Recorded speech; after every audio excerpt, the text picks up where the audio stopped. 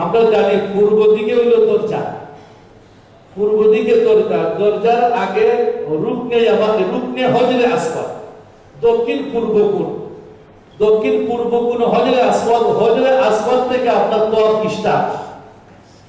তওয়াফ স্টার্টের আগে 1 নম্বর ইস্তেবা, 2 নম্বর উযু, 3 নম্বর আপনাদের তওয়াফ করা, কোন তওয়াফ করা, তওয়াফ 7 প্রকার। আপনি নির্দিষ্ট করতে হবে আমি উমরার ফরজ তওয়াফ করব, আল্লাহ তুমি সহজ করো, কবুল করো, ওটা বলতে হবে। তো তওয়াফ স্টার্ট দেওয়ার আগে 1 নম্বর উযু থাকতে হবে। আর তওয়াফটা নামাজের মতো, নামাজ দেলাবু সারা ওয়ালা তওয়াবু সারা ওয়ালা।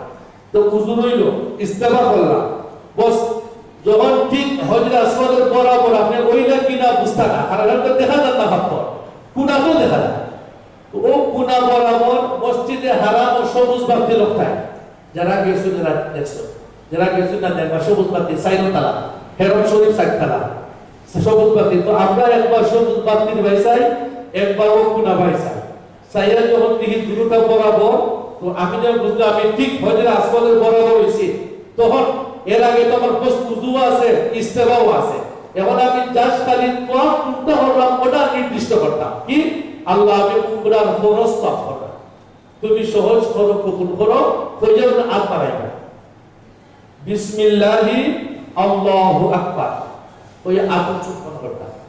মা বোন যারা আছেন এরা আত লম্বা করতাম না, এরা বুকের সামনে নিয়ে আস্তে বিসমিল্লাহি আল্লাহু আকবার ওই আত চুম্বন। আমরা হজরে আসওয়াদ এসে স্টার্ট হবে 3 জিনিসের মাধ্যমে, নিয়ত, উযু, ইস্তেবা থাকবে, বস স্টার্ট করলাম। করার পরে বাম দিকে বাইতুল্লাহ, আপনার ডান দিকে আটটা, আমরা সাই আছে, সাই যেহেতু আছে প্রথম 3 চক্র আপনার রমণ করতে হবে, রমণ মানে এইভাবে আটটা। এখন বীর যদি বেশি হয়, বীর যদি বেশি হয় আপনি রমণ করতে পারবেন না, জাগাত দাঁড়াইয়া বলা একটু বাপ দেখাইতে, জাগাত দাঁড়াইয়া। আর মা বোন যাদের লোকে আছে, মা বোনের আত্মবোধা ত্যাগ করে দেবা, ত্যাগ করে আত্মা বোনে দেবা। আপনার কাফেলা সাথে যদি হারাইও যায়, মা বোন চেতনা একদম যাতে আপনার হাত ছাড়া না হয়, ওই জিনিসটা খেয়াল রাখবা। তো আমরা চুম্বন করলাম, চুম্বন হইলে প্রথম কিটা পয়লা আপনি দুরূদ শরীফ, যে কোনো কারণের মধ্যে দুরূদ শরীফ, আপনি দুরূদ শরীফ পড়ুন, এরপরে ইস্তেগফার করুন, আস্তাগফিরুল্লাহ, তারপরে আপনি আপনার ভাষায় যে কোনো দোয়া করুন, অথবা সুবহানাল্লাহ, আলহামদুলিল্লাহ, লা ইলাহা ইল্লাল্লাহু, আল্লাহু আকবার, ও দোয়া করুন। দোয়া পুরো অবস্থায় নির্দিষ্ট কোনো দোয়া নাই, একটা মাত্র দোয়া আছে, কোরআন শরীফের আয়াত আপনারা সবাই মুখস্থ, কিন্তু দোয়াটা পুরানো করা রুকনে ইয়ামানি, দক্ষিণ পশ্চিম ইয়ামান দেশের দিকে, ওখানে আবার বাদে আপনি বাইতুল্লাহর দিকে চাইবা। তওয়াফরত অবস্থায় বাইতুল্লাহর দিকে চাওয়া মুআল্লিমুল হুজ্জাজ লেসুন বকরু তাহরিক, কিতাবুল মাসাইল লেসুন খেলাফে আওলা, মানে ঠিক না। তওয়াফরত অবস্থায় সামন দিকে চাইয়া আপনি তওয়াফ করতা, বাইতুল্লাহর দিকে চাইতা না। আপনি ওই বাকি কিতাব বাইতুল্লাহ দিকে চাইতাম না, মানে গেলাম তো বাইতুল্লাহ দেখার লাগে, বাইতুল্লাহ দেখার সময় আছে, এই সময় না, আপনি সামনের দিকে চাইয়া আসতাম। এনে লেসন আমরা নামাজ রোজ অবস্থায় কিবলামুখী নামাজ করি, নামাজ যদি আমি বলা ওই যে আমার নামাজটা করি আমি কিবলা পরিবর্তন করে ফেলছি, ঠিক তদ্রু তওয়াফের কিবলা সামনে, আমরা সামনের দিকে চাইয়া আসতাম, মানে পুরা বডি যদি আপনি ইলা করিলেন বাইতুল্লাহ, আপনারা দেখি বিদেশে বলে পুরুষ মহিলা বাইতুল্লাহ বলে চাইয়া চাইয়া তওয়াফ করবে না, তওয়াফ হইতো না। হ্যাঁ, অনেক সময় আমরা তওয়াফ করি, মাঝে মাঝে মাথা ঘুরাইয়া দেখি, বুঝুন এটাও নিষেধ, পুরা বডি ঘুরাইলে তো এই সব করেই তো না, এই জন্য আপনি সামনের দিকে চাইয়া আসতাম। তাহলে আমি দুরূদ শরীফ বললাম, ইস্তেগফার করলাম, সুবহানাল্লাহ, আলহামদুলিল্লাহ গুলো করলাম, আবার আসলাম সামনে দিকে চাইয়া। যখন রুকনে ইয়ামানি যাইলা, রুকনে ইয়ামানি আইলা কি আইলা না, দোয়া যে করতা আসলে সাওয়াও লাগে না, আপনার লগে যে আরো হাদিস আবু বলা শুনেন, আফতাউ রাব্বানা আতিনা ফিদ দুনিয়া ফাররা, ও তো আপনি বুঝলেন যে আমি রুকনে ইয়ামানি যাইছি, অথবা আপনি এখানে চাইতে পারবেন। আর চারটা গুনাহ হজরে আসওয়াদ, আমি হজরে আসওয়াদ আবার যখন ঘুরাই আইলা আইলে তো আবার চুম্বন করতে হবে। তা আবার যে চুম্বন করতে আমি তো আগ থেকে প্রস্তুতি নিতে হবে। আমি হজরে আসওয়াদে খান্দানে নিলাম, অনেক সময় কি খেলার সুখে ভিড় বেশি, হজরে আসওয়াদ পার হইয়া আমি আইছি ওখানে, এখানে আমার কাছে যদি চুম্বন করেন এই চক্কর বাতিল হবে না। তাকবীরে তাহরিমের মতো নামাজের জেলা তাকবীরে তাহরিমের যে হানন বাঁধতে হয় ঠিক ওখানে বাঁধতে হবে। আপনি এখানে চলে তাকবীরে তাহরিমে বাঁধলে চলতো না, চুম্বনটা ওলা ঠিক তদ্রুপ হজরে আসওয়াদের বরাবর এসে আপনার চুম্বন করতে হবে। আগে দিলে হবে না, বাদে দিলে হবে না, এই চক্কর বাতিল। যদি আগে দেন বা বাদে দেন ঠিক ওখানে এসে তো সাওয়া দুই জায়গা রুকনে ইয়ামানি দিয়ে সাইবা রব্বানা আতিনা ফরাজ হজরে আসওয়াদ দিয়ে সাইবা আর চুম্বন করার জন্য। আর বাকি যে রুকনে ইরাকি, ইরাক এটা হলো রুকনে শামি, এই দুই কোণা কিন্তু মূল কোণা না। আগে আলোচনা করে শুনছেন ইব্রাহিম আলাইহিস সালাম পারেসলা ওতখান লইয়া ওইটা উত্তর দিক খালি রুকনে ইয়ামানি আর রুকনে ইরাকি আর রুকনে শামি মূল কোণা না। এজন্য এই কোণার চুম্বনও করতে পারবে না, এই কোণার দিকে চাওয়া হচ্ছে। হ্যাঁ, এই দুই কোণা হইলো আসল, রুকনে ইয়ামানি রুকনে হজরে আসওয়াদ এই দুই কোণা হইলো আসল। এজন্য রুকনে ইয়ামানিত আসার বাদে যদি আপনার সুযোগ হয় হাত দ্বারা স্পর্শ করার বিধান, চুম্বন করার বেতার নিষেধ। রুকনে ইয়ামানি দেখবা অনেক মানুষের হাত দ্বারা স্পর্শ করে চুম্বন করে না, রুকনে ইয়ামানি চুম্বন করা নিষেধ, হাত দ্বারা স্পর্শ করা সুযোগ যদি হয়। আর হাত দ্বারা স্পর্শের সুযোগ যদি হয় না, দূর থেকে ইশারা করা নিষেধ। আমরা দেখি অনেক সময় বিদেশি মানুষ রুকনে ইয়ামানি থেকে দূর বলা সময় না, তোমার নিষেধ। চুম্বন করা একমাত্র হজরে আসওয়াদ এসে যদি সুযোগ হয়। আর আমরা যখন ইহরাম বাঁধা থাকবে, ইহরাম বাঁধা অবস্থায় হজরে আসওয়াদ আতর লাগাই থাকে এবং রুকনে ইয়ামানি তো আতর লাগায়। এই জন্য আমরা যখন তোয়াফ করবো, উমরার তোয়াফ, ফরজ তোয়াফ, ওই সময় আপনি হজরে আসওয়াদ স্পর্শ করতে না, রুকনে ইয়ামানি তো আতর লাগায় নিষেধ।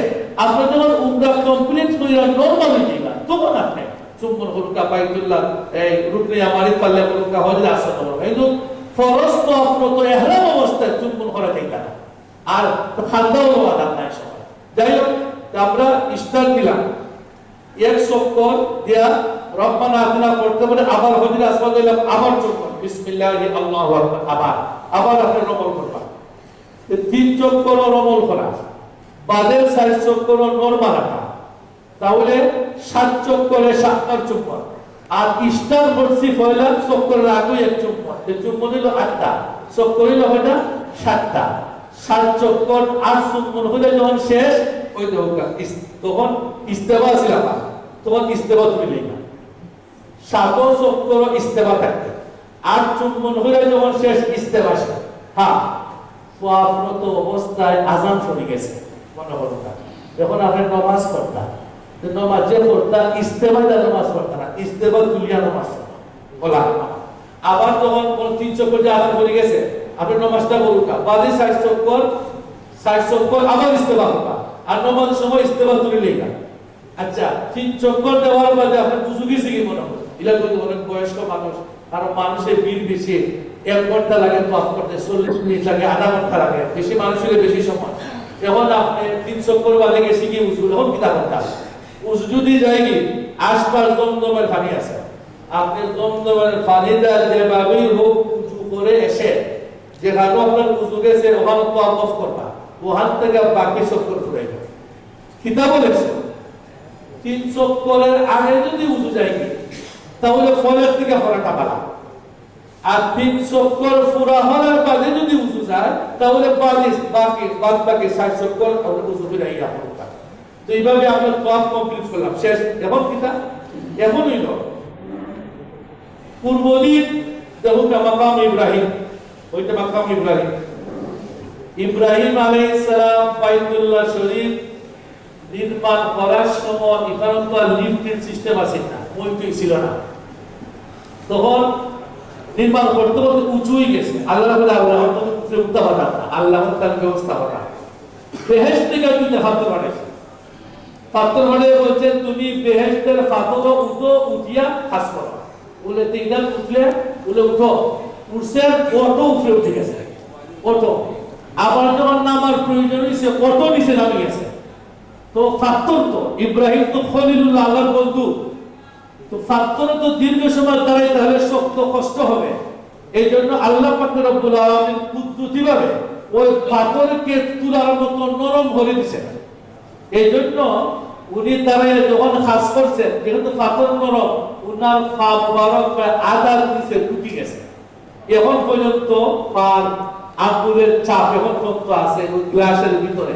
দুইটা পাথর বেহেশতি পাথর, এটা কুদরতি লিফট বলা হয়। অটো উপরে উঠতো, অটো নিচে দেখতো।